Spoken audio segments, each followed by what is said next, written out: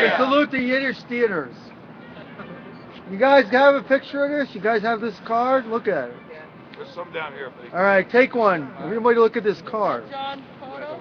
Yeah, John's photo. I'm telling you that because this building over here, I was in that building that day. Yeah, that's true. I remember that tank. I remember that car.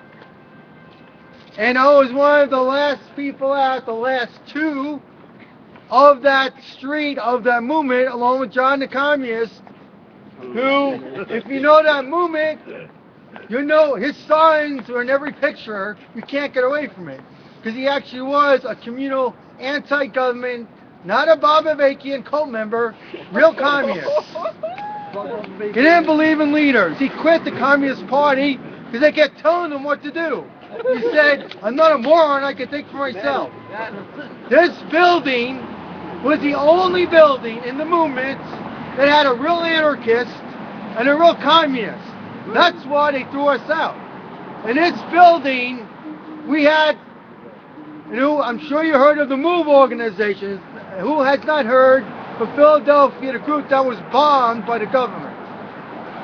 We invited PM Africa to come with Father Maloney, who's part of the IRA movement, and he had some old posters that was snuck out of the IRA prison Bobby Sands was in.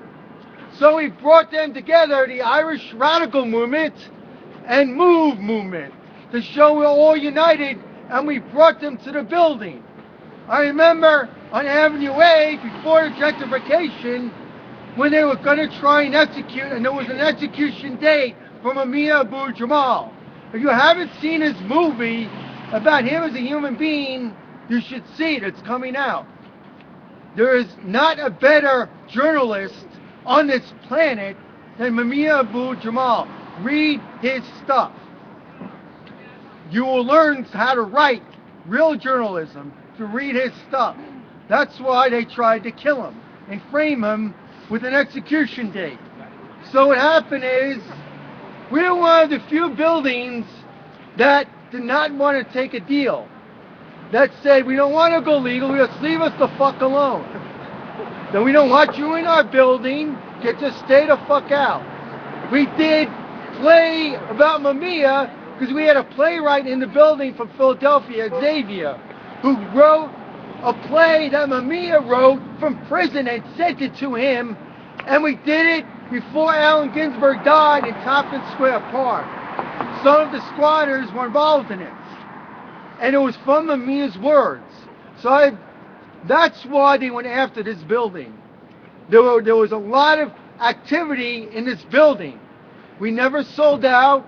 We never said, oh, squatters over there, garden over there. We said, my vision and John's vision was to create a utopia, bring everybody together, have radical schools, grow our own food, work together. But it all got destroyed.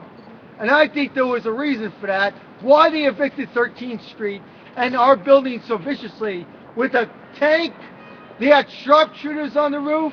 I never saw more cots in my entire life that day. I remember in the morning I was on TV and everybody's like, I just saw you, because I actually went to work that day. They were like, I just saw you on TV. I almost got shot.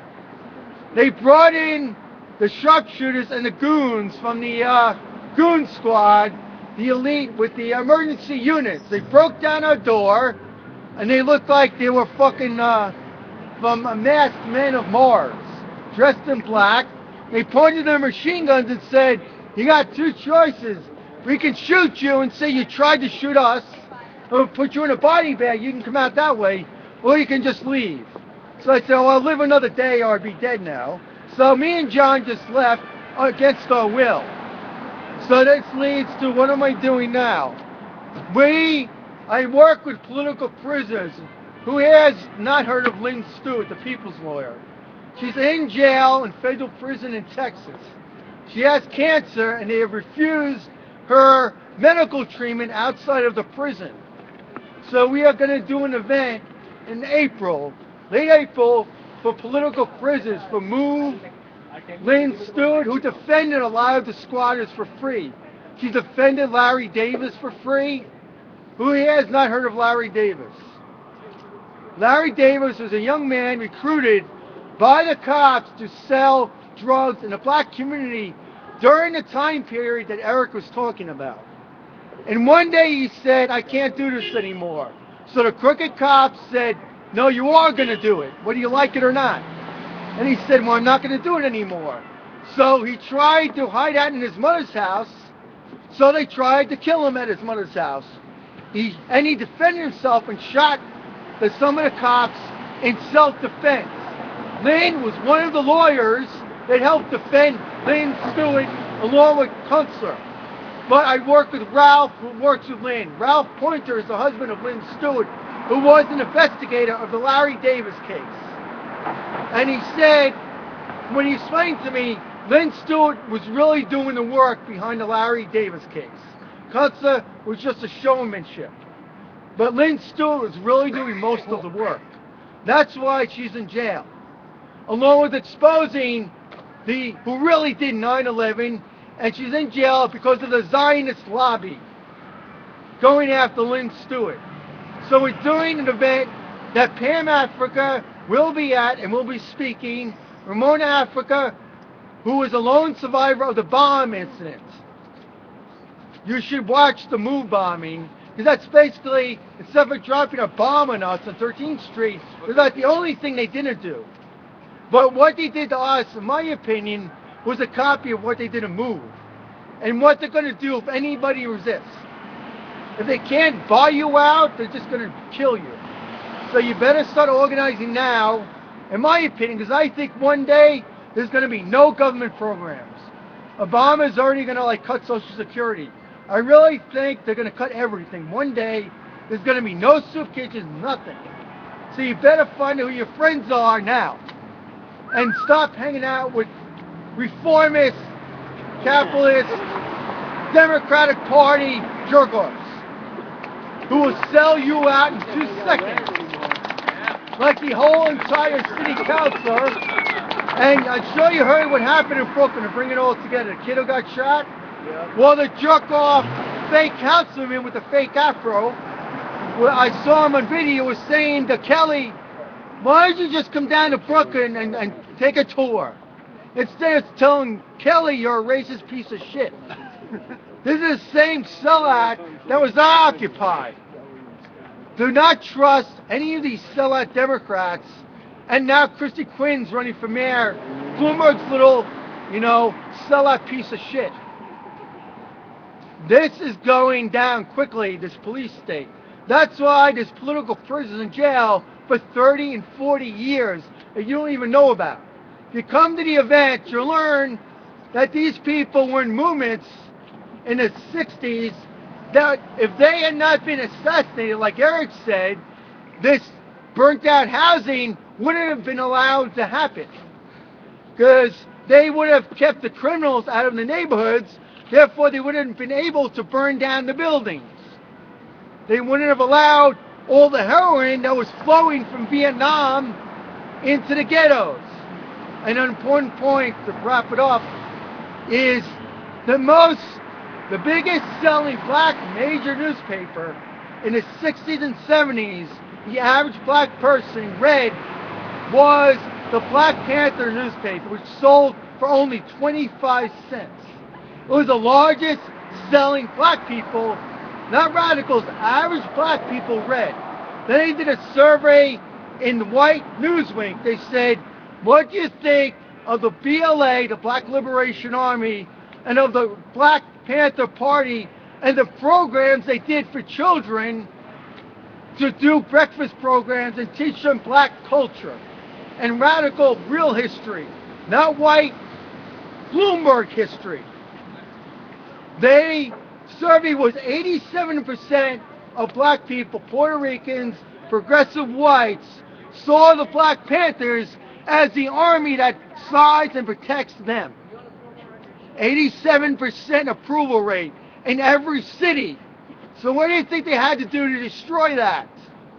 They killed the leaders, Mark Clark, Fred Hampton. You should watch the assassination of Fred Hampton. I met his son, Fred Hampton Jr. I'm going to try and get Ralph to get him to come. I met him to the event in April. He came here when we did Lynn events to try and talk at an Occupy event in Union Square. Security wouldn't let him on the stage. This is how they infiltrate movements that some people that are real might be in. And I said, well, who would have let Fred Hampton, the son of Fred Hampton, the leader of the Black Panther Party, a marvelous speaker, another reason why they assassinated him, because he was in charge of running the social programs. And you know who spoke at the memorial for him was Mumia Abu-Jamal at age 16 or 17. Mumia Abu-Jamal started the Black Panther chapter in Philadelphia at age 15. 15 years old. What were you doing? What were you doing at 15?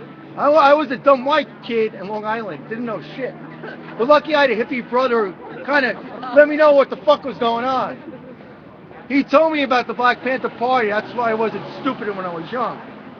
But that movement is not going to be in any book at NYU or at Columbia or at your high school. If you go to this event, and you will hear about it, next month, if you go to St. Mark Street at Theater 80, the owner is a friend of Lynn Stewart. He was in the Irish Revolutionary movements in the 60s. He never sold out. He knows Lynn Stewart. Go in there and ask for Larkin and talk to him.